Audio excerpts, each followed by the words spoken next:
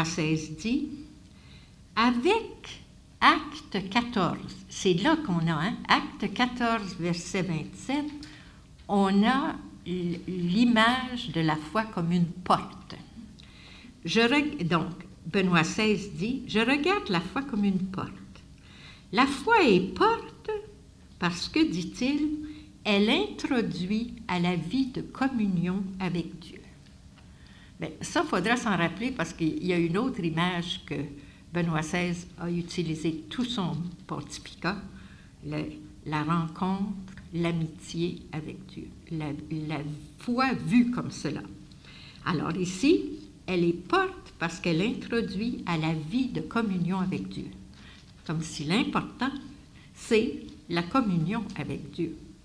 Parce qu'elle permet l'entrée dans son Église, qui est toujours ouverte pour nous. Comment franchissons-nous ce seuil?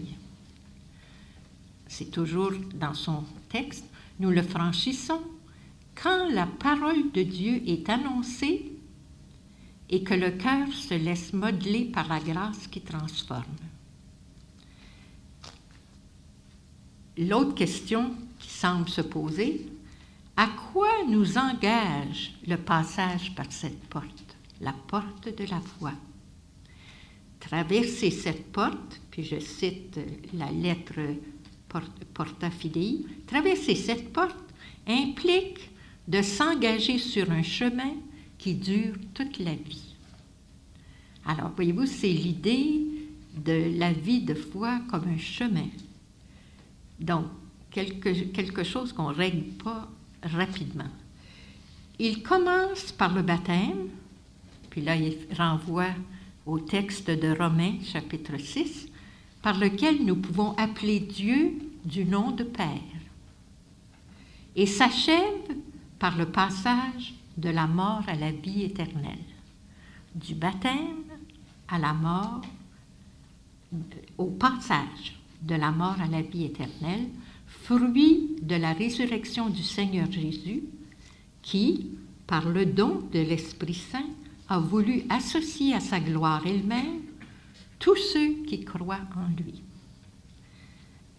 Personnellement, moi, je veux toujours garder en mémoire l'affirmation qui sert de conclusion à ce premier paragraphe de Porta Fidei, professer la foi dans la Trinité, Père, Fils et Esprit Saint, équivaut à croire en un seul Dieu qui est amour.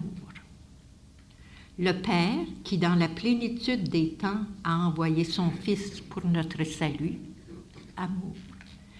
Jésus-Christ, qui dans le mystère de sa mort et de sa résurrection a racheté le monde, amour. Le Saint-Esprit qui conduit l'Église à travers les siècles dans l'attente du retour glorieux du Seigneur.